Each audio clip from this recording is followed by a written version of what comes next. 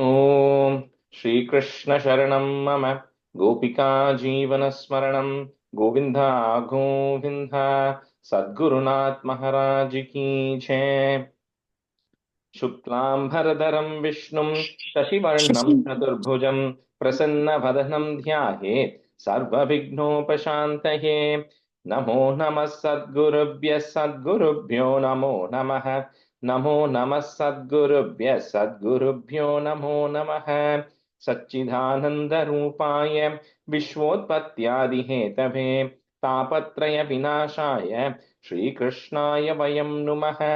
यं प्रव्रजन्तमनुपेतमपेतकृत्यं द्वैपायनो विरह कातर आजुहाव पुत्रेति तन्मयतया तरवोऽभिनेदुः तं सर्वभूतहृदयं मुनिमानतोऽस्मि। यस्वानुभावमखिलश्रुतिसारमेकम् अध्यात्मदीपमतितितीर्षतां तमोऽन्धं संसारिणां करुणयाः पुराणगुह्यं तं व्याससूनुम् उपयामि गुरुं मुनीनां। योगीन्द्राय नमस्तस्मै शुकाय ब्रह्मरूपिणे संसारसर्पदष्टं यो विष्णुरातममुमुचत कालव्यालमुखग्रास त्रासनिर्नाशहेतवे श्रीमद्भागवतं शास्त्रं कलौकीरेण भाषितम् एतस्मादपरं किञ्चित् मनःशुद्ध्यै न विद्यते जन्मान्तरे भवेत् पुण्यं तदा भागवतं लभेत् ज्ञानवैराग्यसम्पूर्णान् हरिभक्तिपरायणान् पूर्वाचार्यादहं वन्दे सम्प्रदायप्रवर्तकान् भगवन्नाम साम्राज्य लक्ष्मी सर्वस्वविग्रहं श्रीमद्बोधेन्द्रयोगीन्द्र देशिकेन्द्रम् उपास्महे। कलिकालोचितं धर्मं नाम संकीर्तनात्मकं निर्णेतुमवतीर्णं तं प्रेमिकं सद्गुरुं भजे।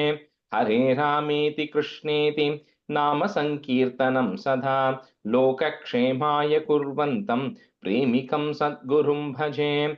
जन्माद्यस्य यतोऽन्वयात् इतरतश्चार्तेष्वभिज्ञस्वराट् तेने ब्रह्महृदाय आदिकवये मुह्यन्ति यत्सूरयः तेजो वारिमृदां यथा विनिमयो यत्र त्रिसर्गो मृषा धाम्ना स्वेन सदा निरस्तकुहकं सत्यं परं धीमहि धर्मः प्रोज्झितकैतवोऽत्र परमो निर्मत्सराणां सतां वेद्यं वास्तवमत्र वस्तु शिवदं तापत्रयोन्मूलनम् श्रीमद्भागवते महामुनिकृते किं वा परैरीश्वरः सद्यो हृद्यवरुध्यतेऽत्र कृतिभिः शुश्रूषिभिस्तत्क्षणात् निगमकल्पतरोर्गलितं फलं शुकमुखात् अमृतद्रवसंयुतं पिबत भागवतं रसमालयं मुहुरहो रसिका भुवि भावुकाः।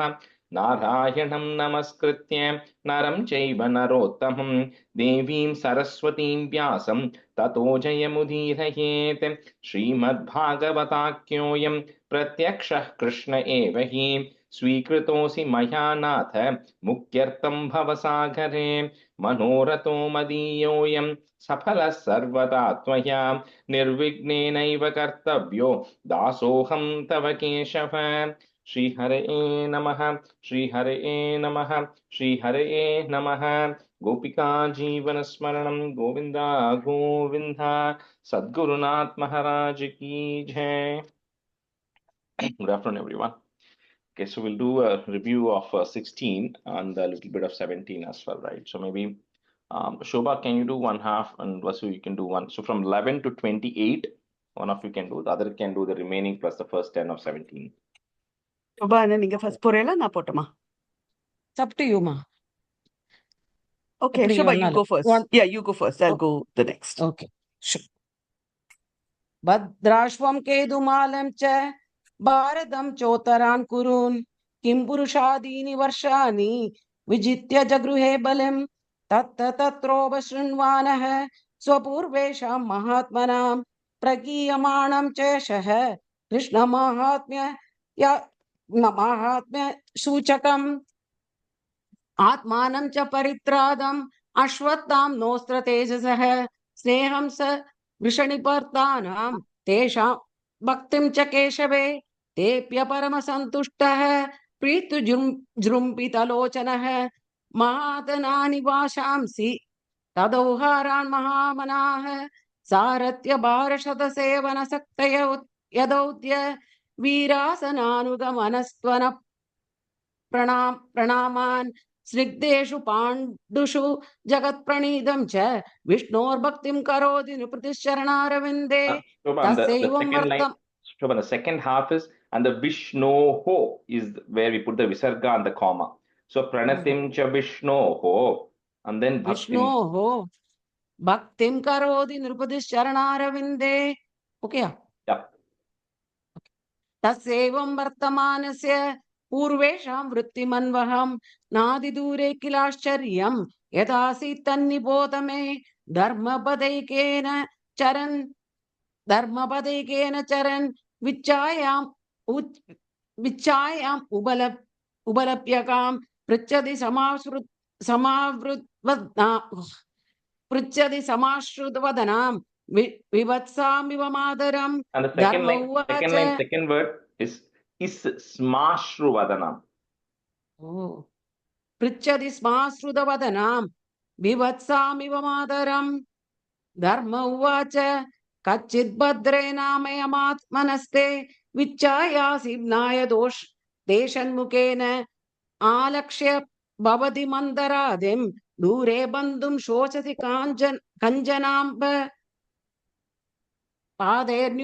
पादैर्न्यूनं शोचसि मैघपादमात्मानां वावृशैलेर्भोक्ष्यमाणाम् आओसरादि हृदय यज्ञभागान् प्रजा उदस्मिन् मगवद्यवर्षदि. Shobha, the first line, the first line, the pause on the Maikapadam. There we have the pause, okay? And then Atmanam. Oh. And then the second line, this one letter, you said something different. Say the Aho Suradin. Aho Suradin Hridayajñabhagan. Okay, correct. Arakshyamanah Sridayurvibalan Sochayasto Prushader Vartan Vacham Devim Brahmakule Kukarmanya Brahmanye Rajakule Kulagriyan. Yeah, and this is on the Shubha. First letter, first word is Arakshyamana. You said Araksha, it's Arakshya. Yes, okay. Yes. And the second is the Kukarmani. And then Abrahmanye. And the Nya that is there, right? It's Ni and A. So Brahmakule Kukarmani. Abrahmanye Rajakule. Okay. நான் இது சொல்லலாம், இது தானே பண்ணின ஒரு international ஆக்கு. இன்னும் passing தான் இந்த தோண லெசர் மட்டும் எனக்கு டைம் கிடைக்காது. Just do the second line, right? Just do the second line once. Sure. Vacham devim brahma kukarmani abrahmanye rajakule kulakriyan kim shudra bandhun kalinobasrishtan rashtrani vadairavarobitani idastado vashanapana snanavyavayon mugajivalokam. Second line visarga irukku panavasaha Vashanapana இல்லை, என்னோட புக்ல கொடுக்கல. I'm adding it. Okay, just add a visarga there. Panavasaha. Yat vambade bhuri parava tara krutava tarasya harer daridri antarhitasya smarati visrushta karmani nirvana vilambitani idam mama chakshva tavadi moolam vasundare yena vigarshidasi कालेन वादे बलिनां बलीयसा सुरार्चितं किं हृदयं सौभगं धरण्युवाच भवानि वेद तत्सर्वम्. Second the last line, second half. Hritam amba saubhagam.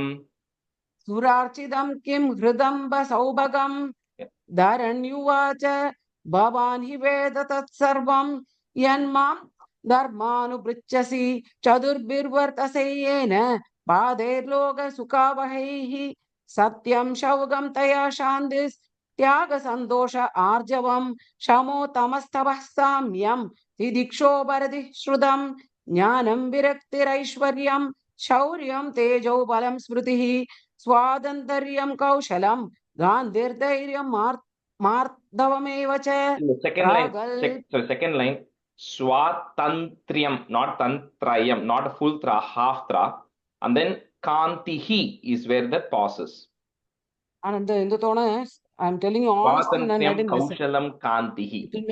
I will listen to it and make those corrections. Yeah, Next Ademar time. in the 26 also, I think the Kshantihi, in the first line, like, you didn't pause there, you should Kshantis or something. So on the where to pause, அது மட்டும் பார்த்துடணும். Okay. The Isella here. Okay, I got it. Yeah. Made those changes. Yeah, thank you. Okay, one more you can do. Pragalpyam. Yeah. Okay. Yeah. Pragalpyam prashrayah. Tilam sa ojo balam bagah. Gambhiryam stairyamastigyam. Kirtirmano nahankritihi. You can Edechanya stop this, chaba. Shobha. Thanks. I think இதே மாதிரி the first line also, the Sheelam அப்புறம் pause, okay? The 28th first line. Pragalpyam prashrayashilam. Yeah. Sa ojo balam bagah. Gambhiryam stairyamastigyam. Kirtirmano nahankritihi. Enechanya You can stop this. chabagavan. Yeah, அது முடிக்கும். Yeah. एते चाने च भगवन् नित्या यत्र महागुणः प्रार्थ्या महत्त्वम् इच्छद्भिः न वियन्ति स्म कर्हिचित्. So the first line, last word, Mahagunaha. Okay, Mahagunaha. Okay. Tenaham gunapatrena Srinivasena sampratam sochami rahitam lokam papmana kalinekshitam atmanam chanushochami bhavantam chamarotamam devan pitrush rishin sadhun sarvan varnam tatashraman ब्रह्मादयो बहुतितं यत्पादाङ्गमोक्ष कामास् तपस्समचरन् भगवत् प्रपन्नाः सा श्री स्ववासम् अरविन्दवनं विहाय यत्पादसौभागमलं भजते नुरक्ता. So in the first line, Bahutitam Yadapangamoksha. Okay. Brahmadhya Bahutitam Yadpangamoksha. No, you're saying Yad. It's Yadapangamoksha. Okay. Bahuditam Yadapangamoksha. Yeah, I made a mistake. तस्याहम् अब्जकुलुषान् कुशकेतुकेतैः श्रीमत्पदैर्भगवतः समलङ्कृताङ्गी त्रीनत्यरोच उपलभ्य ततो विभूतिं लोकान् समां व्यसृजत् उत्स्मयतीं तदन्ते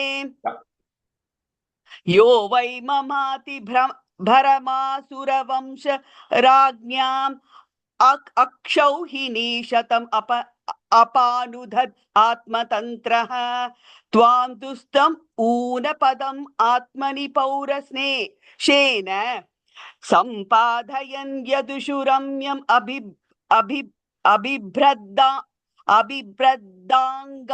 करेक्टा? अभिभ्रदङ्गम्. Okay.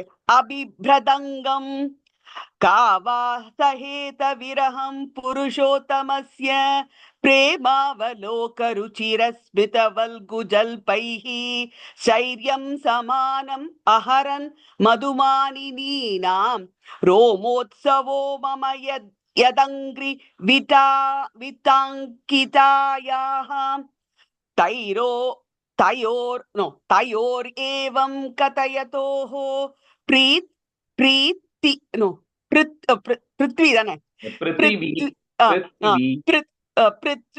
पृथ्वी धर्मयोस्तथा परीक्षिन्नाम राजऋषिः प्राप्तः प्राचीं सरस्वतीम् इति श्रीमद्भागवते महापुराणे पारमहंस्यां संहितायां प्रथमस्कन्धे पृथ्वी धर्म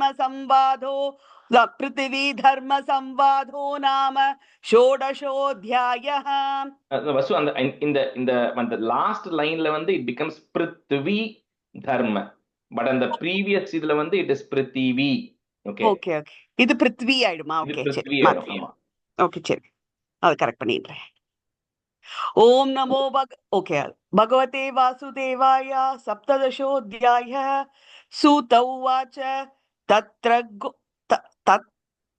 तत्र गोमिथुनं राजा हन्यमानम् अनात्तवत् दण्डहस्तं च वृषलं ददृशे नृपलाञ्छनम् वृषं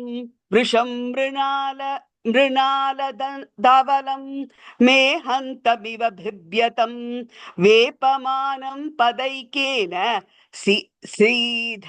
सीधन्तं शूद्र ताडितं गं च धर्म दुघां दीनां वृषं शूद्रपदाहतां विवत्सां शाश्रु विवत्सां शाश्रुवदनां ஷாமா நோ ஷாம் தப்பா சொல்றேன், என்ன வார்த்தை?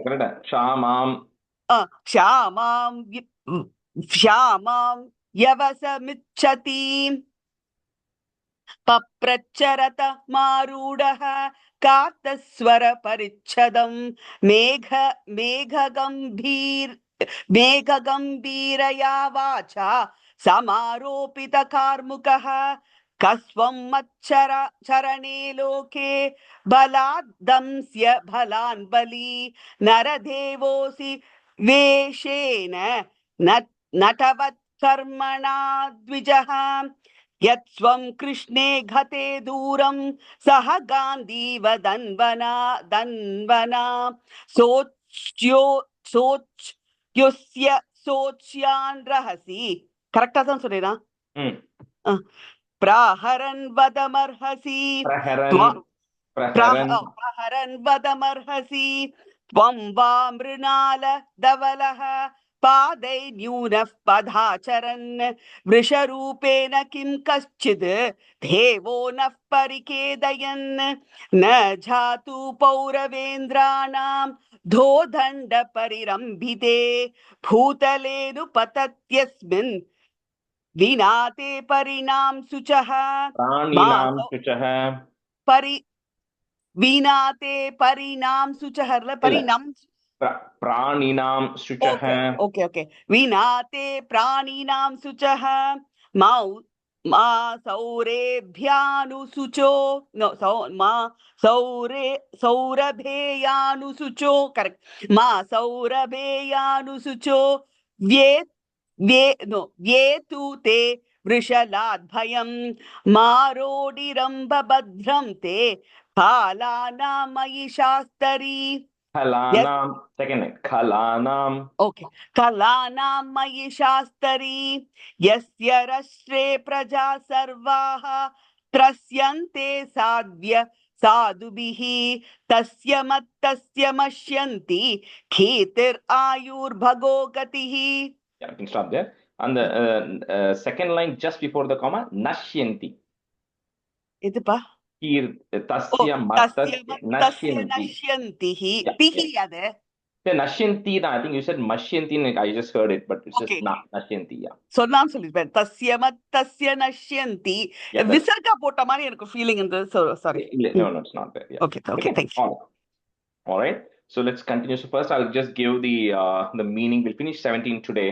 I'll break the meaning into two parts, right? The first part we'll just go. So in the last chapter, we kind of saw how Parikshit was expanding his kingdom.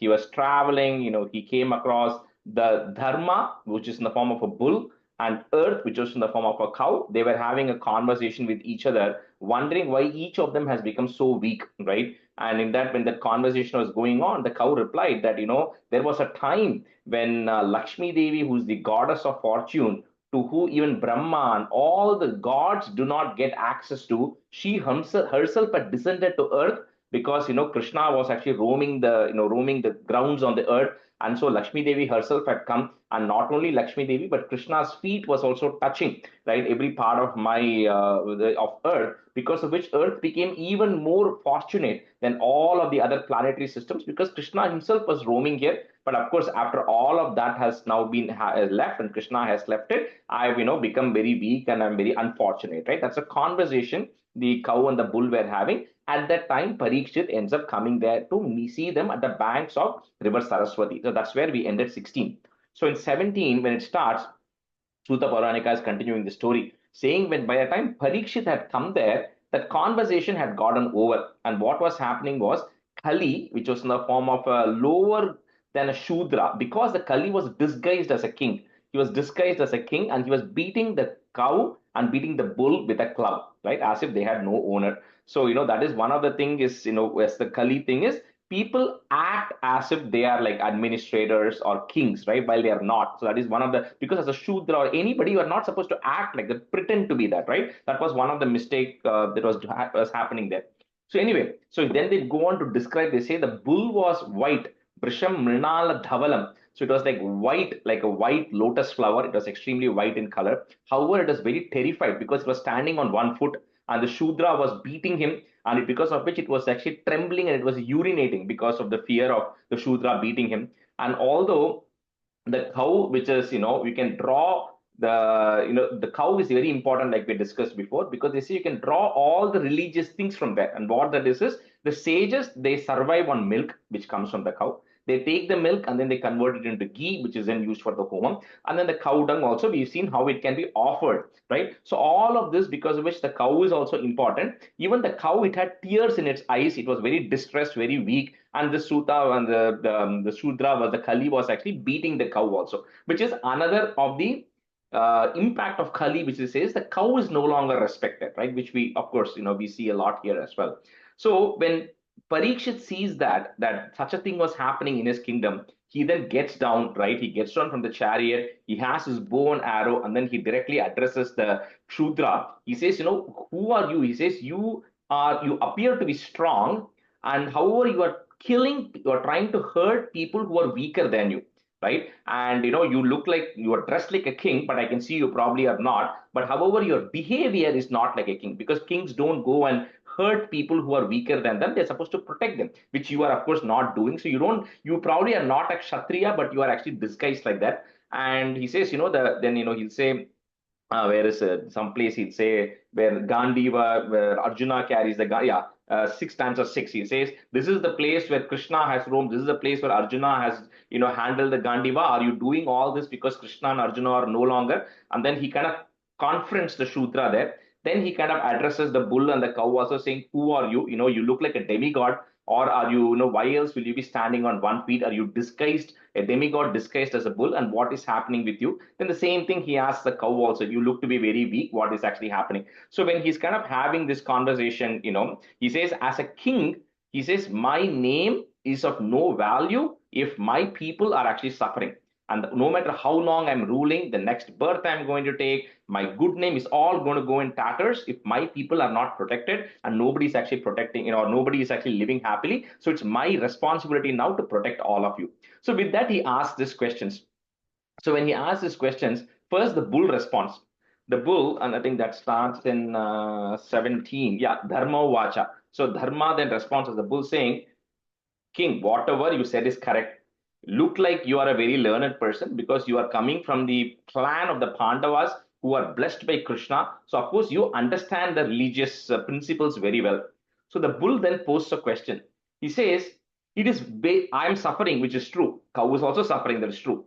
But he says it's very hard for me to figure out who's to be blamed for our problems. And the reason he says that is, they know perfectly that the bull and the cow know Kali is responsible. It's because of Kali all of this thing is happening. But however, because they understand these principles, they say there are so many theories and so many viewpoints as to the true source of my suffering. I have so many viewpoints here, and so many theories are possible as to why I am suffering. So he says, I am not able to tell you what is the reason for my suffering.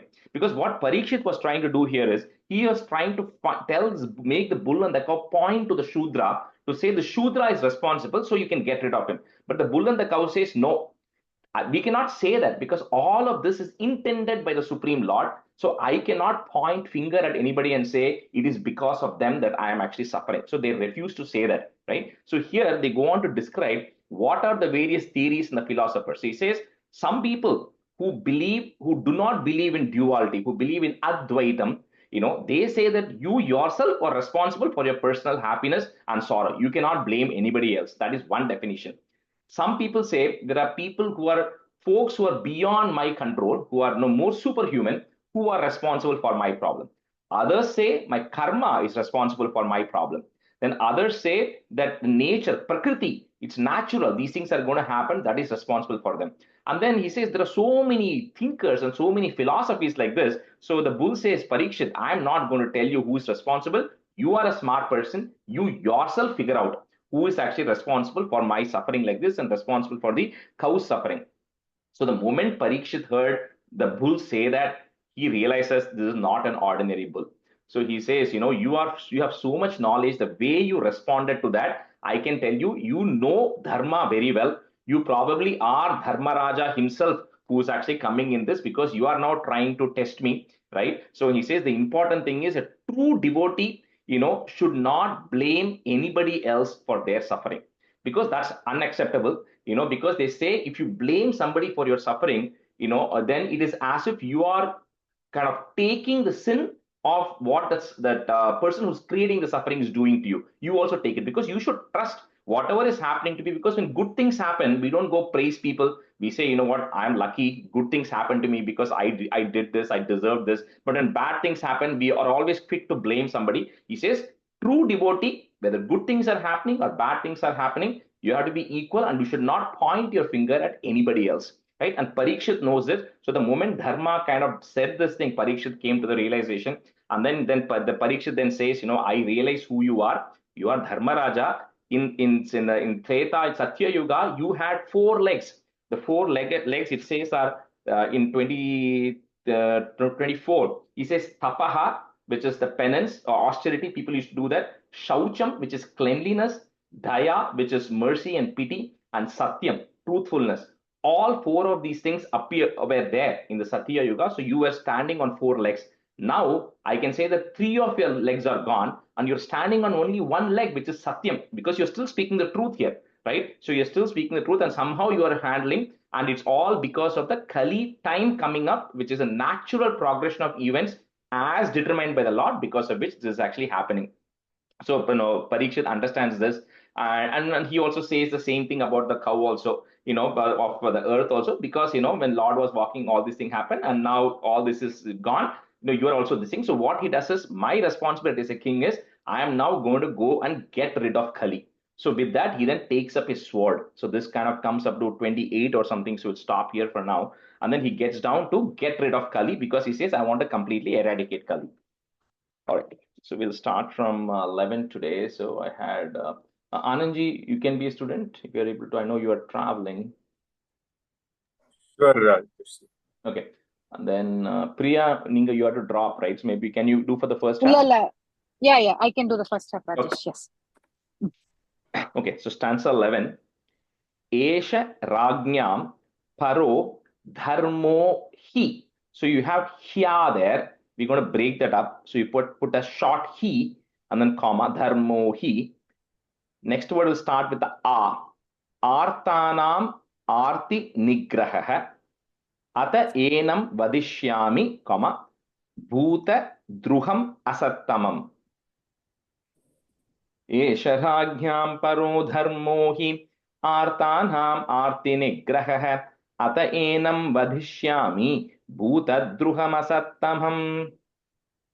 Esharajñambaro dharmo hi artanamarti nigrahah adayenam vadishyami bhudadruhamasattamam.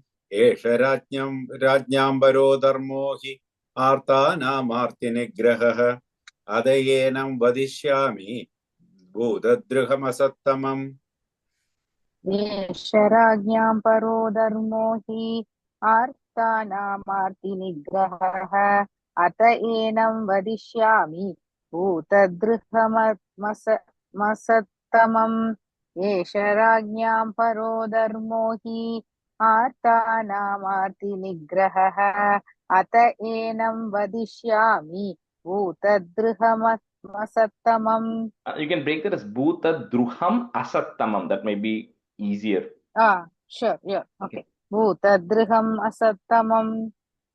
Ko vrishchat tava padan strin, comma, saurabheya chatushpadha, ma bhuvam stwadrisha, cannot break it, ma bhuvam stwadrisha rashtre, comma, ragnyam krishnanu varthinam. Ko vrishchat tava padan strin, saurabheya chatushpadha, ma bhuvam stwadrisha rashtre, ragnyam krishnanu varthinam.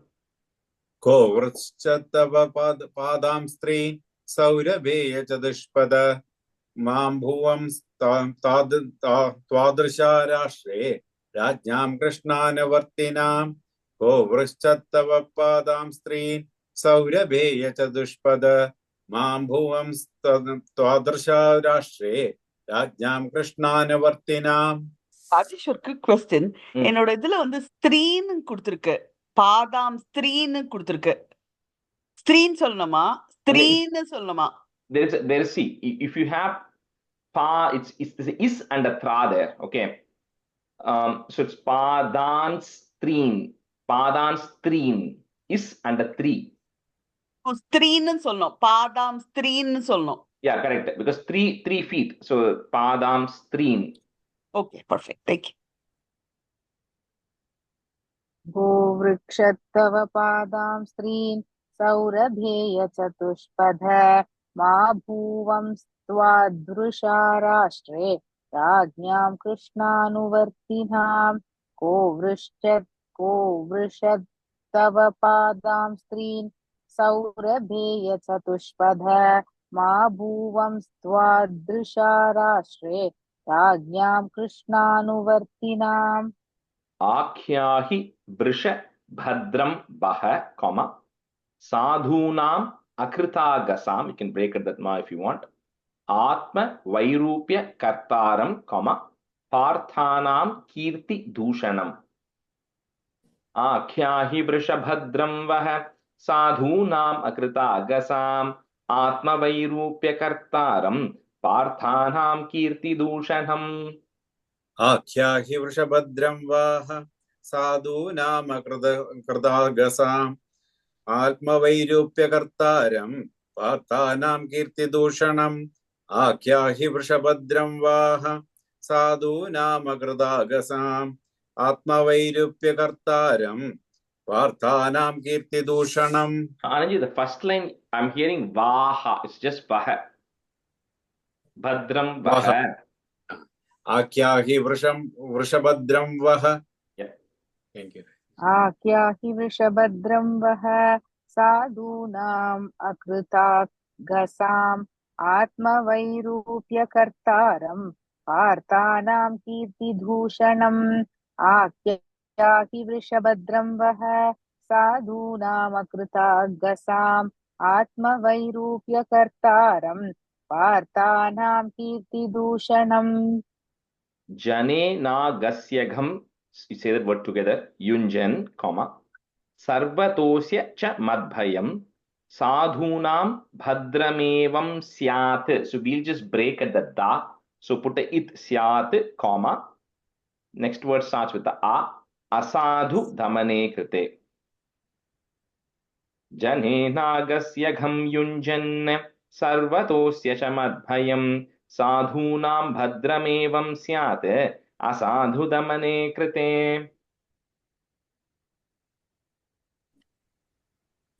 जनेनागस्यघं युज्ञन् सर्वदोस्य च मद्भयं साधूनां भद्रमेवं स्यात् असाधुदमने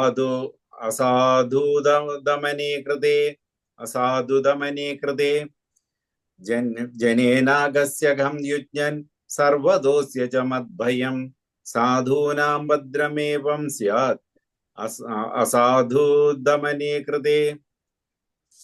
जनेनागस्यघं युञ्जन् सर्वदोस्य च मद्भयं साधूनां भद्रमेवं स्यात् असाधुधमने कृते. जनेनागस्यघं युञ्जन् सर्वदोस्य च मद्भयं साधूनां भद्रमेवं स्यात् असाधुधमने कृते अनागस्विह भूतेषु य आगस्कृन् निरङ्कुशः आहर्तास्मि भुजं साक्षात्. Again, same logic. The will break it, put a it sakshat, next word starts with the a. Martyasyapi sangadam. अनागस्विह भूतेषु यागस्कृन्निरङ्कुशः आहर्तास्मि भुजं साक्षात् अमर्तस्यापि साङ्गधम्. अनागस्यः भूतेषु ययागस्कृन्निरङ्कुशः आहर्तास्मि भुजं साक्षात् अमर्त्यास्यापि साङ्गगदम्. अनागस्यः भूतेषु ययागस्कृन्निरङ्कुशः आहर्तास्मि भुजं साक्षात् अमर्त्यस्यापि साङ्गदम्. अनागस्विह भूतेषु य आगस्कृन्निरङ्कुशः आहर्तास्मि भुजं साक्षात् अमर्त्यस्यापि साङ्गतम्. अनागस्विह भूतेषु य आगस्कृन्निरङ्कुशः आहर्तास्मि भुजं साक्षात् अमर्त्यस्यापि साङ्गतम्. राज्ञो हि परमो धर्मः, स्वधर्मस्थानुपालनं शासतोन्यान् यथा शास्त्रं. So that you break it, im. Next word starts with the a. Anapadyutpathaniha. That word is together, one word. राज्ञो हि परमो धर्मः स्वधर्मस्थानुपालनं शासतोन्यान् यथा शास्त्रम् अनापद्युत्पथानिह. राज्ञो हि परमो धर्मः स्वधर्मस्थानुपालनं शास्तोन्यान् यथा शास्त्रम् अनापद्युत्पदानिह. Anuji, second line, first word शासतोन्यान्, full stop. शासतोन्यान् यथा शास्त्रम् अनापद्युत्पदानिह. राज्ञो हि परमो धर्मः स्वधर्मस्थानुपालनं शासतोन्यान् यथा शास्त्रम् अनापद्युत्पदानिह. Correct, Rajesh? Thank you, Rajesh. राज्ञो हि परमो धर्मः स्वधर्मस्थानुपालनं शासतोन्यान् यथा शास्त्रम् अनापद्युत्पदानिह. राज्ञो हि परमो धर्मः स्वधर्मस्थानुपालनं शासतोन्यान् यथा शास्त्रम् अनापद्युत्पदानिह. धर्मोवाच एतत् वः पाण्डवेयानां युक्तम् आर्थाभयं वचः येषां गुणगणैः कृष्णो दौत्यादौ भगवान् कृतः. धर्मोवाच एतत् वः पाण्डवेयानां युक्तम् आर्ताभयं वचः येषां गुणगणैः कृष्णो दौत्यादौ भगवान् कृतः. एतद्वक् पाण्डवेयानां धर्मोवाच एतद्वक् पाण्डवेयानां युक्तमार्ताभयं वचः येषां गुणगणे कृष्णो दौत्यादौ भगवान् कृतः. धर्म उवाच एतद्वक् पाण्डवेयानां युक्तमार्ताभयं वचः येषां गुणगणे कृष्णो दौत्यादौ भगवान् कृतः. धर्म उवाच एतद्वः पाण्डवेयानां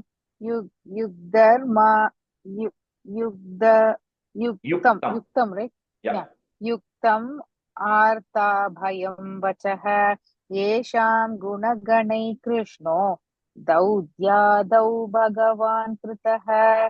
धर्म उवाच एतद्वः पाण्डवेयानां युक्तम् आर्ताभयं वचः येषां गुणगणैः कृष्णो दौत्यादौ भगवान् कृतः. न वयं क्लेश बीजानि यतस्युः पुरुषर्षभ पुरुषं तं विजानीमो वाक्यभेदविमोहिताः न वयं क्लेशबीजानि यतस्युः पुरुषर्षभ पुरुषं तं विजानीमो वाक्यभेदविमोहिताः न वयं क्लेशबीजानि यदस्युः पुरु what is that? पुरुषर्षभ. It's Purusha, two words. Purusha. Yeah, it's just Shabha. It's two words. Purusha and Rishabha. Okay. But it will become that it says together becomes Purushar Shabha. Oh, Purushar Shabha. Yeah. Thank you, Rajesh. Na vayam klesha bijani edasya Purushar Shabha Purusham tam vijanimo vakya veda vimohidaha. Anandji, that Purushar Shabha is no visarga at the end. Oh, sorry. Na vayam klesha bijani edasya Purushar Shabha Purusham tam vijanimo vakya veda vimohidaha. What is the meaning, Rajesh, in this sloka? So this is like, when so the Purusha Shabha is referring to like a great like a great human. Purusha Rishabha means someone who's a great human being, right? So he says, like, when dharma is saying, he's saying, you as a great you Parikshit, who's a Purusha Shabha, who's a great human being, all the reasons, like it's like that, it's hard to tell for me who's to be blamed, because there are multiple ideas, right? Vakya Beda Vimohitaha. So there are different theories, different Bedam, different arguments, right? To say who's to be blamed.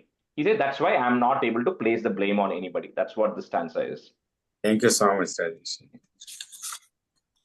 न वयं क्लेशबीजानि यतस्युः पुरुषर्षभ पुरुषं तं विजानीमो वाक्यभेदविमोहिताः न वयं क्लेशबीजानि यतस्युः पुरुषर्षभ पुरुषं तं विजानीमो वाक्यभेदविमोहिताः Kechit Vikalpa Vasanaha, put a visarga there because we're going to put a comma, Vasanaha, comma. Ahur Atmanam Atmanaha, 3 parts there. Daiva Manye Pare Karma, comma, Swabhavam Apare Prabhu. So this is next 2 stanzas. He's giving the various examples, or this one especially. People who think, don't believe in duality, people who are, who believe in just they are responsible, people who blame others, right? The few categories. Kechit Vikalpa Vasanaha Ahuratmanamatmanah Daiva Manye Pare Karma Swabhavam Apare Prabhum. Kechit Vikalpa Vasanaha Ahuratmanamatmanah Daiva Manye Pare Karma Swabhavam Apare Prabhum. Kechit Vikalpa Vasanaha Ahuratmanamatmanah Daiva Manye Pare Karma Swabhavam Apare Prabhum. केश्चिद् विकल्पवसनाः आहुरात्मानमात्मनः दैवमन्ये परे कर्म स्वभावमपरे प्रभुम् केचिद् विकल्पवसनाः आहुरात्मानमात्मनः दैवमन्ये परे कर्म स्वभावमपरे प्रभुम् Apratarkyat Anirdeshyat. So this one I'll break it again, but before that, the "the" that you have there, you first put a "it" and then a comma. Then the next word will start with the "e." But the first part of it, Apratarkyat Anirdeshyat. That's the easiest way to say that. Comma. Iti Keshwapi Nishchayah Atranurupam Rajarshe, comma. Vimrishya Swamanishaya. Apratarkyadanirdeshyat iti keshwapi nischayah atranurupam rajarshe vimrishya somanishaya. Apratarkyadanirdeshad iti keshavi nischayah atranurupam rajarshe vimarsha somanishaya.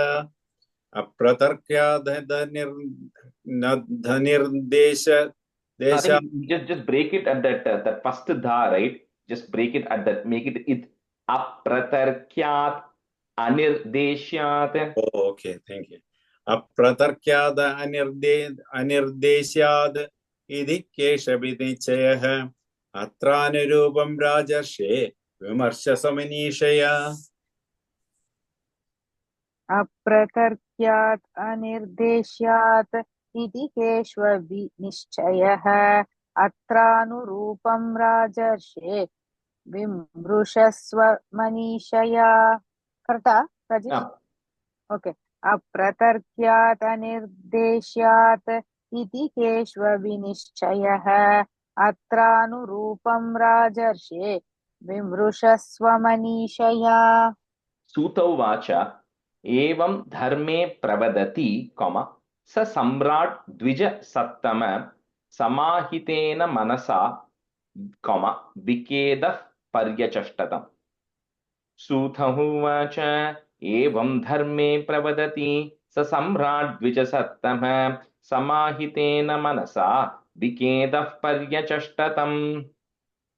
Sudha uvacha evam dharme pravadati sasamradija sattama samahidena manasa vigeda parichashtatam.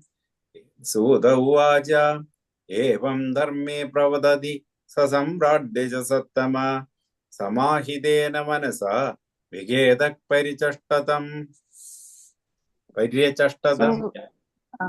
सूत उवाच एवं धर्मे प्रवदति स सम्राड् द्विजसत्तमः समाहितेन मनसा विकेदः पर्यचष्टतम्.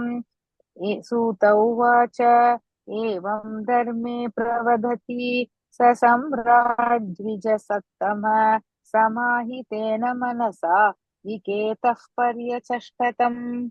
Rajo vacha dharmam bravishi dharmagnya, dharmosi vrisha rupa dhrika yada dharma, or if you want to break it, yad adharma, but you can say it together also.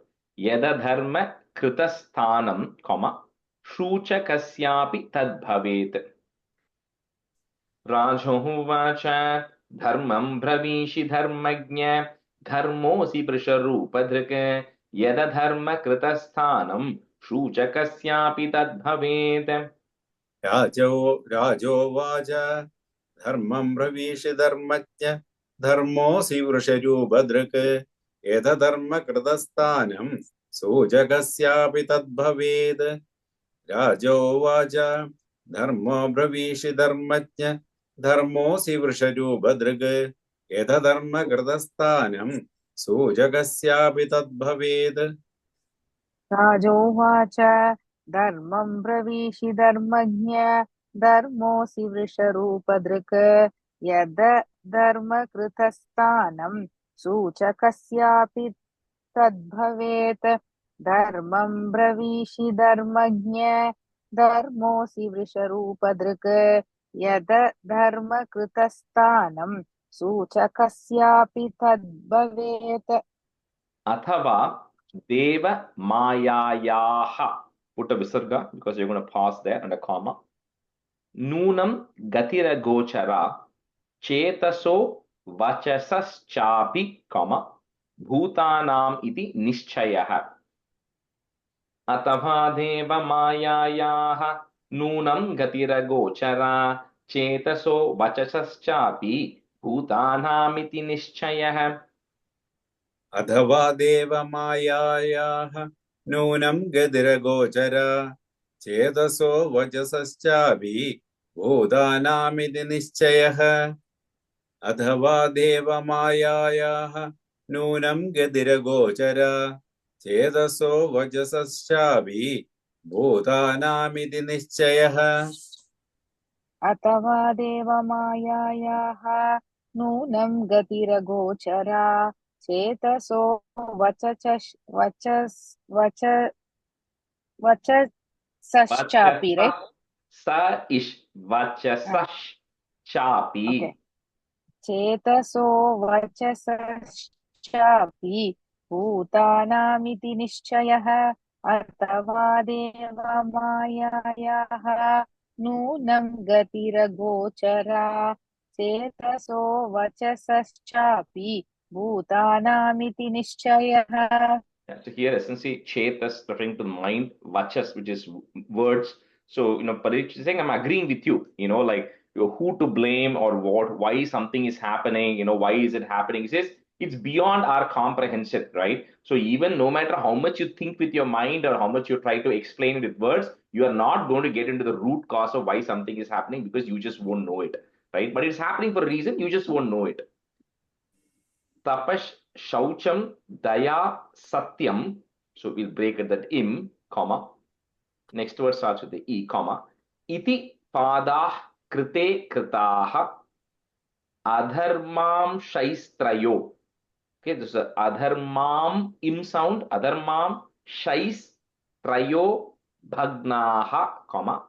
Smaya sanga madaistava. तपःशौचं दया सत्यम् इति पादाः कृते कृताः अधर्मां शैस्त्रयो भग्नाः स्मयसङ्गमदैस्तव. तव शौचं दया सत्यम् इति पादा कृते कृताः अधर्मां शैत्रयो भग्नाः स्मयसङ्गमधीस्तव.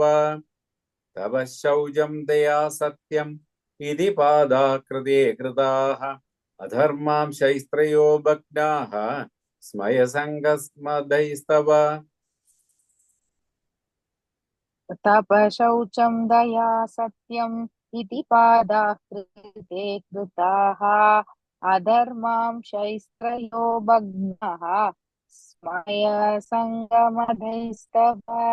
तपशौचं दया सत्यम् इति पादाः कृते कृताः अधर्मां शैस्त्रयो भग्नाः स्मयसङ्गमधैस्तव. इदानीं धर्म पादस्ते, कॉमा, सत्यं निर्वर्तयेत् यतः तं जिगृषत्यधर्मोऽयं. You cannot break it anywhere. That ma, you first put an im there, comma. Jigrushatyadharmoyam, comma. Anrute naiditah kalihi.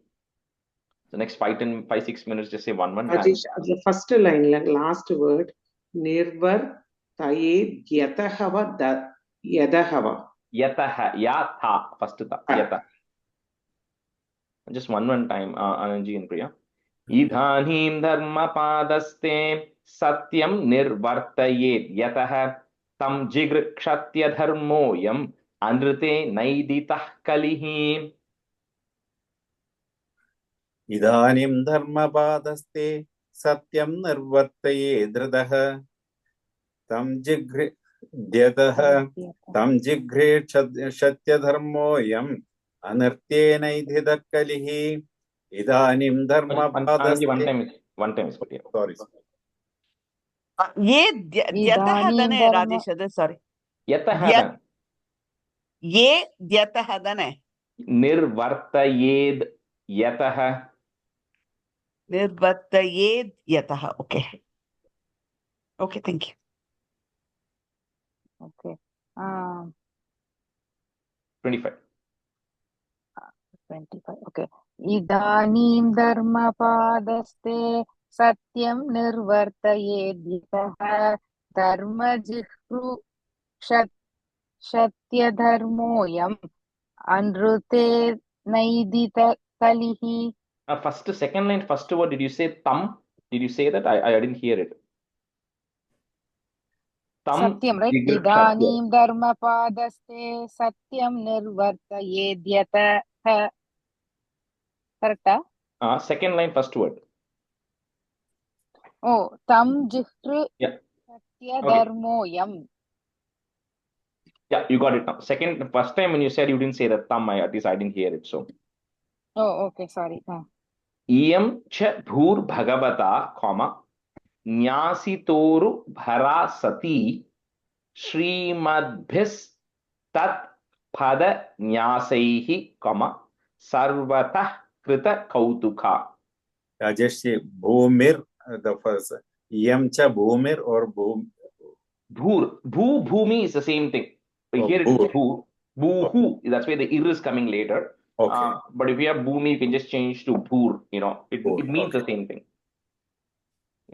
इयं च भूर्भगवता न्यासितोरुभरा सती श्रीमद्भिस्तत्पदन्यासैः सर्वतः कृतकौतुका इयं च भूर्भगवता न्यासीतोरुभरा सती श्रीमद्भिस्तत्त्वदान्यासः सर्वतः कृतकौतुका. Second line, before the comma, nyasaihi. Nyasaihi. Oh, sorry. Nyasaihi सर्वतः कृतकौतुका. Thank you. इयं च भूर्भगवता न्यासोरुभराति श्रीमद्भिस्तत्पदन्यासैः सर्वतः कृतकौतुका Prochatya shukala, one word. Sadvi, comma. Dhurbhagevoj jitha dhuna sati. Some books don't have the word sati at the end. If you don't have it, just add it. So dhurbhagevoj jitha dhuna sati, comma. Abbrahmanya nripa vyajaha, comma. Shudra bhokshyanti mamiti. शोचत्यशुकला साध्वी दुर्भगे वोज्जिता धुना सती अब्रह्मण्या नृपव्याजाः शूद्रा भोक्ष्यन्ति मामिति. அது சத்தி add பண்ணணும்னு சொன்னேன்லவா கடைசியில first line. Long E at the very end. Sati. Sati can add. Yeah. Okay, thanks. शोच्यत्यसृगला स्वाधी दुर्भगे वोच्चिदा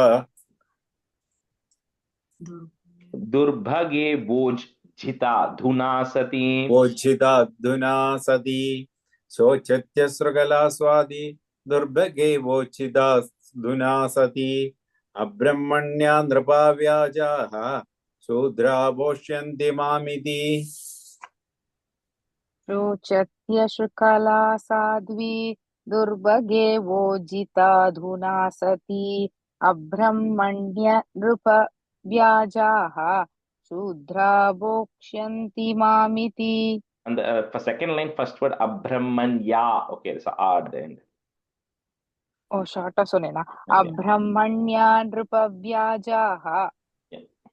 इति धर्मं महीं चैव, comma, सान्त्वयित्वा महारथः निशातम् आददे खड्गं, comma, कलये धर्म Hathaway.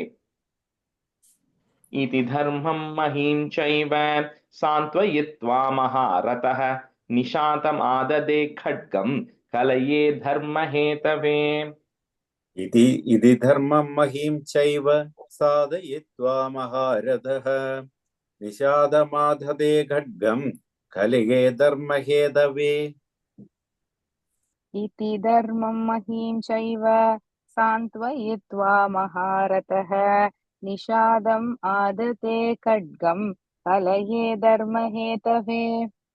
So we'll pause here for the first chapter. This is exactly where I stopped the meaning also, and we stopped at the right spot here. So we'll just continue another 17 stanzas. I'll just say the meaning. So like you said, Parikshit, who is of course very powerful, right, as a king, and he's actually roaming around the world trying to conquer everything, right? That's when he's bumping into this thing. So he feels like, you know what, I can now get in and kill this Kali completely. So he then jumps down with this khadgam, with this sword. So the moment that Kali, who's in the form of a Shudra, saw that the king was willing to kill him, see, if you're a king, they never run away, right? It is kind of like a pride for them. So, if you're a king, they would rather, even if they know they're going to lose, they would rather fight in the battlefield and lose and die in the battlefield than run. But the Shudra, this Kali, who's a Shudra, is dressed up as a king. So he doesn't have the Kshatriya mentality. So he at once figures out, you know what, I am not going to be able to fight Parikshit. So he discards out the king dress that he has, the artificial dress that he has actually put as a king, and then he discards it, and then he surrenders. And then the moment the Shudra or the Kali surrenders, Parikshit, of course, he's saying, you know what, I am actually born in the clan of Pandavas, and once you decided to surrender to me, then I cannot do anything to you. I cannot kill you at this point, right? Because you are not surrendering to me. So I have to accept your surrender, because he says even a normal person will not kill a person who is surrendering, and Kshatriyas definitely won't. And I am in the clan of Arjuna, who, of course, Ashwatthama, when he surrendered, they decided not to do anything to him. So I'm not going to do anything. So he says to Kali, I'm not going to kill you, which was the original question. The Shaunaka and Sutta Puranika conversation was happening. He first states, then when Parikshit came and this was happening, he tried to kill, but then he did not kill. So then the Shaunaka Rishi and others asked, why did Parikshit not get rid of that Kali? Why did he not kill him? Right? So that's what Parikshit is going to give the explanation. That's why he didn't do it, because Kali surrendered to him, saying, I am under your control, so please don't kill me. But Parikshit is okay. I won't kill you, but you cannot remain in my kingdom because you are against religion. You are against all the principles of dharma. So you cannot remain in my region, right? So, but then when Kali hears it, he says that is true. What you're saying is all that is correct. However, you are a great person. So when you are a great person, you are a great king. You have conquered all of this world, which means there's no place I can go where you are not going to be there. So he says there's no place for me to hide. So you have to then give me the protection here, because there's no other place. No matter where I go hide, you are going to show up, because it's all kind of your kingdom, right? So you have to give me some place. So then when he surrenders, then Parikshit says, he says, okay, let me help you how it is, right? So in 38, he gives the 4 places. First, Sutta Vacha. Sutta is telling the story of what Parikshit is telling, right? He says, Parikshit then gave him 4 places. He says, Dyutam, which is gambling, Panam, which is drinking alcohol, Striyaha, so where there's prostitution that is actually happening, and Suna, where there's animal slaughter. So Dhyutam, Panam, Striya, Suna. So wherever these 4 things are actually happening, that place, there is never worship. So he says, all Parikshit is saying is, I know you cannot completely go away, but I don't want to be in a place where religion is being followed. In these 4 places, religion is not being followed. So in these 4 places, you can actually go and recite. So, but Kali, like we saw in Narayana also, right? Kali is actually begging, they're saying, give me one more place, right, where I can actually go and say. So in 39, he says, Jata Rupam, in places where gold is existing, because he says the moment there is gold, in any place there is gold, he says automatically, that false sense of prestige is coming, that falsity actually starts coming. Then naturally, there will be lust, because kamam, which is saying in 40, in 39, tonritam, madam, kamam, rajo, vairam. So he says, because the place where there is gold, there's automatically going to be falsity, there is going to be lust, there is going to be envy, because you're envious of each other, and vairam, that's going to result in enmity. So all of this thing is triggered by gold. So he says, even there's going to be irreligion, so you can go stay in that 5th place. Right, I give you another 5th place also, which is actually there. That's the 5 place. If you remember in Dashakam 92 in Narayana also, the same thing, but they condensed this whole thing in one stanza where this conversation was happening, and he said you can go stay in that 5 places. So then once that is then once Kali then agrees to it, and then there Parikshit will say, Kali says, make sure I am not getting killed in those places. He says, don't worry, nothing will happen to you. You are under my protection in those 5 places. So once that has actually happened, then automatically the bull which is the principle of religion, and the cow, they are now protected, because they are not going to be in those 5 places, right? So naturally the bull started regaining its form, and the cow started getting its form, essentially, which means that religion is getting protected in all places except these 5 places, right? Which is pretty natural. So with this, what do you call, which is Parikshit then takes care of all of this. Now the interesting thing here, that Sutta Puranika is saying to the sage Saunaka, all the rishis who are there, see, this happened long time back, because they are telling the story a little later, right? So they're saying all this yajnam that you are doing, because they are supposed to be doing a yajnam for 1,000 years, which is when this conversation is happening.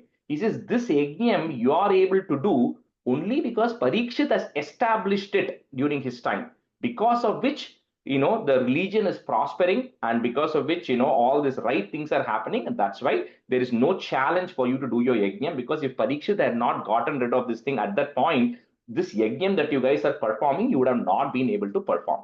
So with this charitram, this chapter comes to an end, which is how Parikshit dealt with Kali.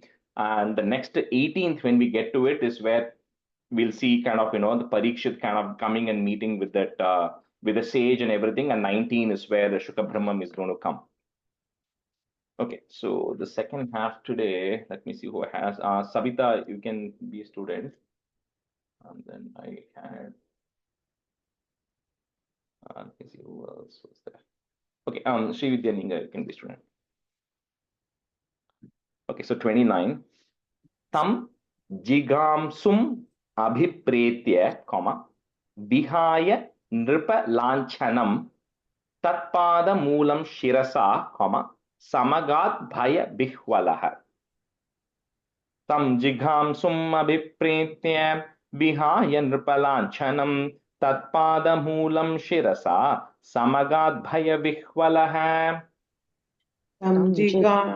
Go ahead. Go ahead. It's okay. It's okay. Srividya, you go. Okay. Tam jigamsumabhipretya vihaya nipalanchanam tatpadamulam shirasa samagadbhaya vihvalaha.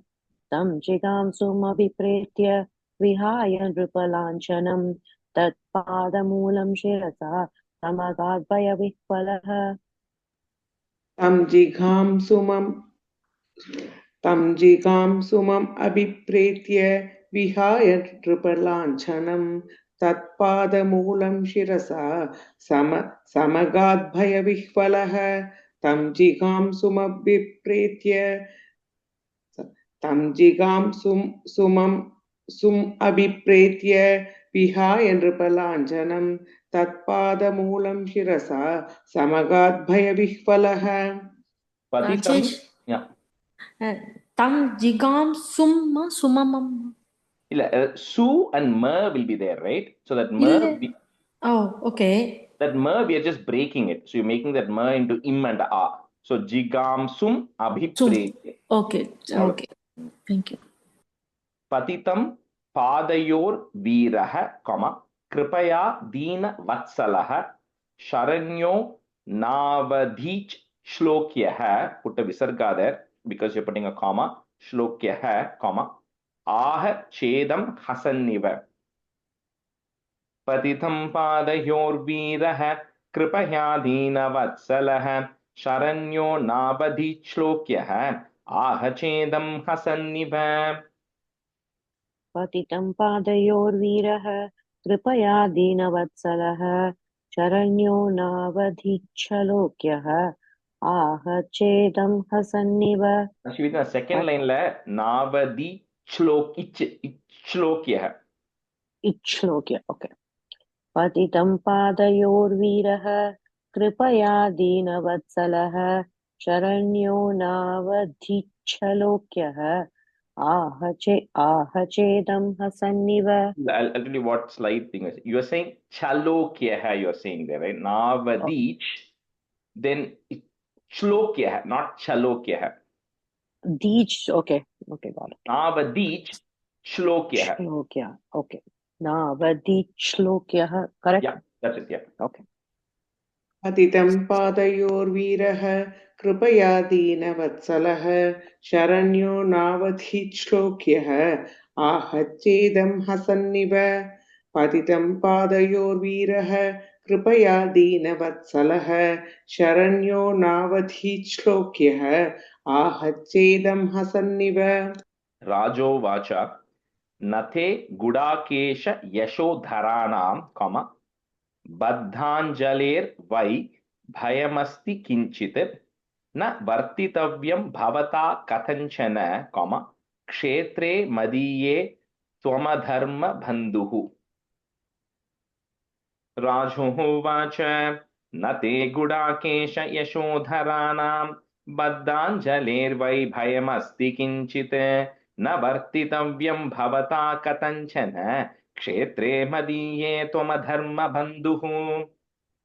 Rajovacha nate gudakeshayashodharanam pathanchaler vai bhayamasti kinchit na vartitavyam bhavata katanchan kshetre madiye त्वमधर्मबन्धुः न ते गुडाकेशयशोधराणां बद्धाञ्चलेर्वै भयमस्ति किञ्चित् न वर्तितव्यं भवता कथञ्चन क्षेत्रे मदीये त्वं धर्मबन्धुः. And the second line just before the comma, katanchana, not न in there. Okay न ओके Katanchana. कथञ्चन. राजोवाच न ते गुडाकेशयशोधराणां बद्धाञ्जलिर्वै भयमस्ति किञ्चित् न वर्तितव्यं भवता कथञ्चन क्षेत्रे मदीये त्वमधर्मबन्धुः. राजोवाच न ते गुडाकेशयशोधराणां बद्धाञ्जलिर्वै भयमस्ति किञ्चित् न वर्तितव्यं भवता कथञ्चन क्षेत्रे मदीये त्वमधर्मबन्धुः. Tvam vartamanam nara deva deheshu. So that ish and va, remove it. Shwa, remove it. Put a shu. Naradeva deheshu, comma. Next word starts with the a. Anupravrittoyam adharma pugaha. You can break at that ma if you want. Pravrittoyam adharma pugaha. Lobhonritam chauryam anaryam amho. You can break it into three parts if you want to. Chauryam anaryam amho, comma. Jeshta cha maya kalahascha dambaha. Tvam vartamanam naradeva deheshu anupravrittoyam pugaha. Lobhonritam chauryam anaryam amho. Jeshta cha maya kalahascha dambaha. त्वां वर्तमानं नरदेवदेहेषु अनुप्रवृत्तोऽयम् अधर्मपूगः लोभो नृतं चौर्यं नार्यम् अम्हो ज्येष्ठा च माया कलहश्च दम्भः. करेक्टा चुनेना? Okay.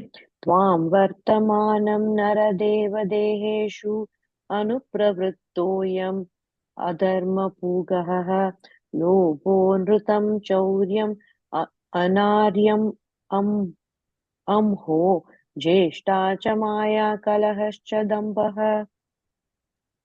त्वां वर्तमानं नरदेवदेहेषु अनुप्रवृत्तोऽयमधर्मपूगः लोभो नृतं चौर्यमनार्यमंहो ज्येष्ठा च माया कलहश्च दम्भः.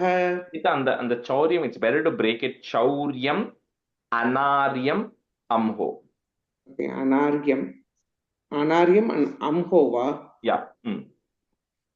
त्वां वर्तमानं नरदेवदेहेषु अनुप्रवृत्तोऽयम् अधर्मपूगः लोभो नृतं चौर्यम् अनार्यम् अम्हो ज्येष्ठा च माया कलहश्च दम्भः. न वर्तितव्यं तदधर्म बन्धो, comma, धर्मेण सत्येन च वर्तितव्ये ब्रह्मावर्ते यत्र यजन्ति यज्ञैः, visarga, comma. Next, on that yajneshwaram, there is a ir that goes away. Yajneshwaram yajna vitana vignaha. न वर्तितव्यं तदधर्म बन्धो धर्मेण सत्येन च वर्तितव्ये ब्रह्मावर्ते यत्र यजन्ति यज्ञैः यज्ञेश्वरं यज्ञवितान विज्ञाः. न वर्तितव्यं तदधर्मबन्धो धर्मेण सत्येन च वर्तितव्ये ब्रह्मावर्ते यत्र यच्छन्ति यज्ञैः यज्ञेश्वरं यज्ञवितान विज्ञाः. न वर्तितव्यं तद्धर्मबन्धो धर्मेण सत्येन च वर्तितव्ये ब्रह्मावर्ते यत्र यजन्ति यज्ञैः यज्ञेश्वरं यज्ञवितान विज्ञाः. न वर्तितव्यं तदधर्मबन्धो धर्मेण सत्येन च वर्तितव्ये ब्रह्मावर्ते यत्र यजन्ति यज्ञैः यज्ञेश्वरं यज्ञवितानविज्ञाः न वर्तितव्यं तदधर्मबन्धो धर्मेण सत्येन च वर्तितव्ये ब्रह्मावर्ते यत्र यजन्ति यज्ञैः यज्ञेश्वरं यज्ञवितानविज्ञाः यस्मिन् हरिर् भगवान् इज्यमानः, put a visarga and comma there, इज्यामूर्तिर् यजतां शं तनोति कामान अमोघान स्थिर जंगमानाम, so that ma you put a im mana comma, next word starts with a antar bahir vayurivaisha atma. यस्मिन् हरिर् भगवान् इज्यमानः इज्यामूर्तिर् यजतां शं तनोति कामान मोघान् स्थिरजंगमानाम् अंतर्बहिर्वायुरिवैष आत्मा. यस्मिन् हरिर्भगवानिच निज्यमानः इज्यामूर्तिर्यजन्तां शं तनोति कामान् मोघान् स्थिरजङ्गमानाम् अन्तर्बहिर्वायुरिवैष आत्मा. यस्मिन् हरिर्भगवानिज्यमानः इज्यामूर्तिर्यजन्तां शं तनोति. यजतां शं, there's no Sorry. in there. यजतां शं. इज्यामूर्तिर्यजतां शं तनोति कामान् मोघान् स्थिरजङ्गमानाम् अन्तर्बहिर्वायुरिवैष आत्मा. यस्मिन् हरिर्भगवान् इज्यमानः इज्यामूर्तिर्यजतां शं तनोति कामान् मोघान् स्थिरजङ्गमानाम् अन्तर्बहिर्वायुरिवैष आत्मा. यस्मिन् हरिर्भगवान् इज्यमानः इज्यामूर्तिर्यजतां शं तनोति कामान् मोघान् स्थिरजङ्गमानाम् अन्तर्बहिर्वायुरिवैष आत्मा. Just the 33, 34, right? So Jeesh, ஒரு குவிக் கொஸ்டின். ஆ. என் புக்ல வந்து மானாதான் கொடுத்திருக்க, மானகன்னு எழுதிக்கணுமா? You add the visarga because we are stopping there. If you are not stopping, there is no visarga there. Okay, perfect. So just 33, 34 quickly, right? So when Parikshit is telling, the places wherever you're performing sacrifices according to the homam and everything, to Yajneshwaram, Yajna Ishwaram, the one, the Supreme Lord who is the Ishwara of all the Yajnas, so you cannot be there, right? And he says, but however, when you go to a lot of the yajnas, they may be doing yajna for Indra, they may be doing yajna for some other demigods, right? So just because Yajneshwar, it's not done to the supreme Yajna Ishwara, don't assume that this doesn't go to him, because just like how air is there inside and outside, so Bahihi in the outside also, Vayu is there, Antar and Bahihi. Vayu is there. Similarly, the Supreme Lord is there inside and outside of everybody. So whether even if you're doing it to the demigod, at the end of the day, it still goes to the Yajneshwaran. So you cannot be there in any places where the sacrifices are being performed. So Sutau Vacha Parikshitaivam Adishtaha, Sa Kalir Jata Vepatuhu Tamudhyatasim Ahedam. You cannot break it any other way. Tamudhyatasim Ahedam, Danda Panim Ivodhyatam. So just do one time, Sri Vidya Sapita. Suthahu vacha parikshitaivam sakalir jatave patuhu tamudhyatasi mahedam dandapanimivodhyatam. परीक्षितैवमादिष्टः सकलिर्जातवेपतुः तमुद्यतासि माहेदं दण्डपाणिमिवोद्यतम्. सूत उवाच. One time, Sri Vidya. Okay, sorry. सूत उवाच परीक्षितैवमादिष्टः सकलिर्जातवेपथुः तमुद्यतासि माहेदं दण्डपाणिमिवोद्यतम्. Kaliru vacha yatra kvachana vatsyami, sarva bhauma tavagnyaya lakshaye tatra tatrapi, tvamateshu sharasanam. कलिरुवाच यत्र क्वचन वत्स्यामि सार्वभौम तवाज्ञया लक्षये तत्र तत्रापि त्वामातेषु सरासनम्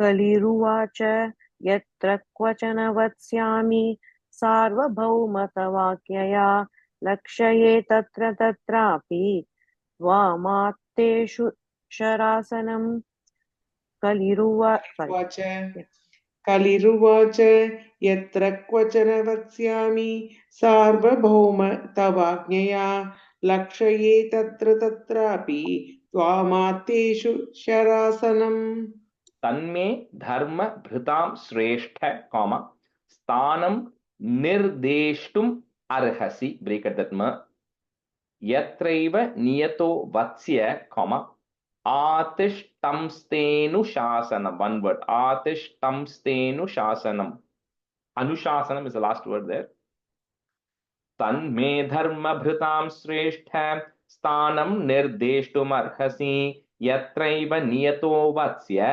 आतिष्ठंस्तेनुशासनम् तन्मे धर्मभृतां श्रेष्ठ स्थानं निर्देष्टुमर्हसि यत्रैव नियतो वत्स्य आतिष्ठंस्तेनुशासनम् तन्मे धर्मभृतां श्रेष्ठ स्थानं निर्देष्टुमर्हसि यत्रैव नियतो वत्स्य आतिष्ठंस्तेनुशासनम्. Where Kali is asking where all can I live so I can live with protection. Then Sutau Vacha Abhyartitas Tada Tasmai, comma, Sthanani Kalaye Dadau Dhyutam Panam Striyas Suna, comma, Yatra Dharmash Chaturvidaha. It's actually Yatra Adharma, but it will become Yatra Dharmash Chaturvidaha.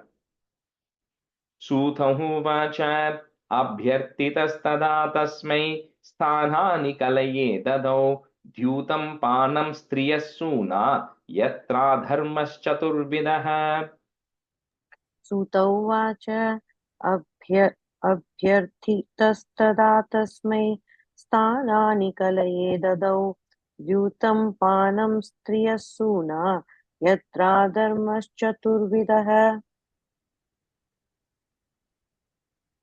सूतोवाच अभ्यर्थितस्तदा तस्मै स्थानानि कलये ददौ द्यूतं पानं स्त्रियः सूना यत्र धर्मश्चतुर्विधः पुनश्च याचमानाय जातरूपम् अधात् प्रभुः ततोनृतं मदं कामं रजो वैरं च पंचमम् पुनश्च याचमानाय जातरूपमधात् प्रभुः ततोनृतं मदं कामं रजो वैरं च पंचमम्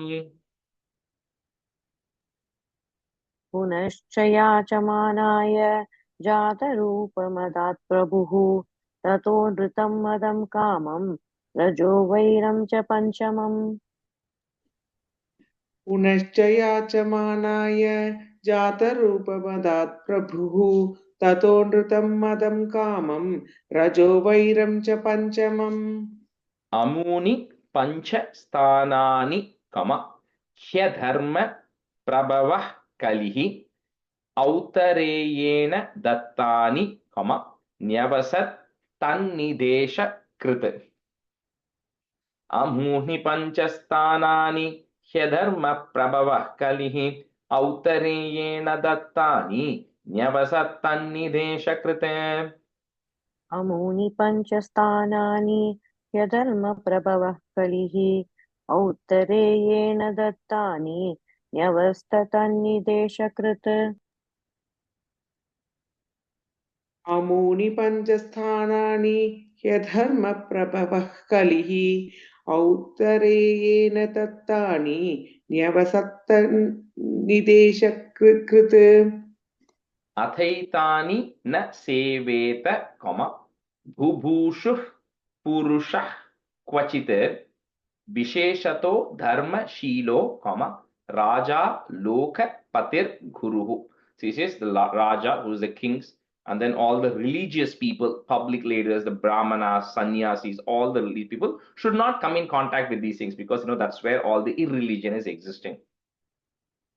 अथैतानि न सेवेत भुभुषुः पुरुषः क्वचित् विशेषतो धर्मशीलो राजा लोकपतिर्गुरुः. अथैतानि न सेवेत बुभुषुः पुरुषः क्वचित् विशेषतो धर्मशीलो राजा लोकपतिर्गुरुः.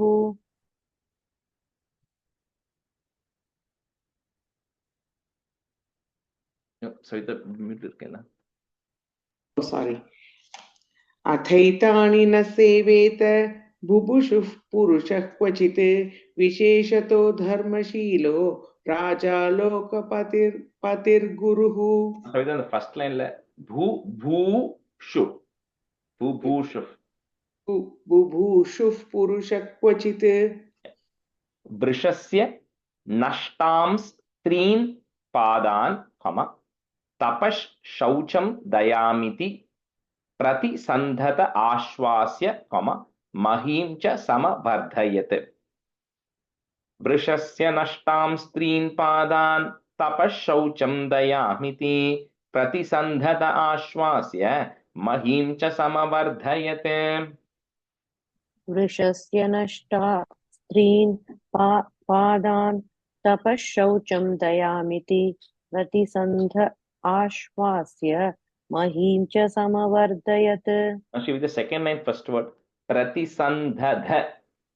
Okay, sorry. Pratisandhada. Okay. वृषस्य नष्टां स्त्रीन् पादान् तपः शौचं दयामिति प्रतिसन्दध आश्वास्य महीं च समवर्धयत्. पादान् कप्रण comma, first line. Okay. Okay.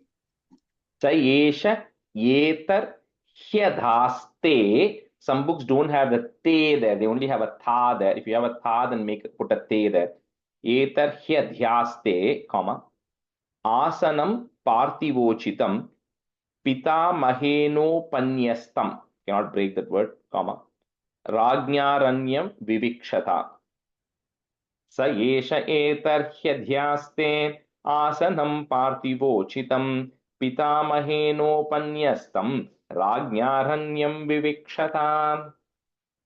स एष एतर्ह्यत्यास्ते आसनं पार्थिवोचितं पितामहेनोपन्यस्तं राज्ञारण्यं विविक्षता. स एष एतर्ह्यध्यास्ते आसनं पार्थिवोचितं पितामहेनोपन्यस्तं राज्ञारण्यं विविक्षता. आस्तेधुना स राजर्षिः कौरवेन्द्र श्रियोल्लसन् गजाह्वये महाभागः. So put a visarga comma bhagah. The next word you will have a ish. That ish will go away. Chakravarti brihachravaha. आसते धुना स राजर्षिः कौरवेन्द्र श्रियोल्लसन् गजाह्वये महाभागः चक्रवर्ती बृहच्छ्रवाः.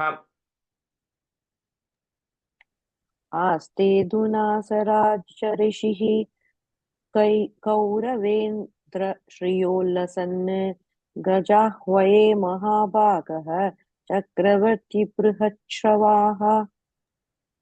आस्ते धुना स राजर्षिः कौरवेन्द्र श्रियोल्लसन् गजाह्वये महाभागः चक्रवर्ती बृहच्छ्रवाः. इत्थं भूतानुभावोऽयं, that ma that is there, put a im, bhavoyam, comma, abhimanyu suto nripah yasya palayatah. So that visarga you have to say, the ksha is coming, kshonim, comma, yuyam satraya dikshitaha. Ittam bhutanubhavoyam abhimanyu suto nripah yasya palayatah kshonim यूयं सत्राय दीक्षिताः.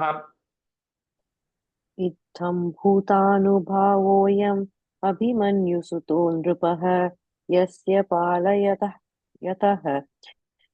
पालयतः श्रोणीं यूयं सत्राय दीक्षिताः इत्थं भूतानुभावोऽयम् अभिमन्युसुतो नृपः यस्य पालयतः क्षोणीं यूयं सत्राय दीक्षिताः इति श्रीमद्भागवते महापुराणे पारमहंस्यां संहितायां प्रथमस्कन्धे कलिनिग्रहो नाम 17 इति श्रीमद्भागवते महापुराणे पारमहंस्यां संहितायां प्रथमस्कन्धे कलिनिग्रहो नाम सप्तदशोऽध्यायः इति श्रीमद्भागवते महापुराणे पारमहंस्यां संहितायां प्रथमस्कन्धे कलिनिग्रहो नाम 17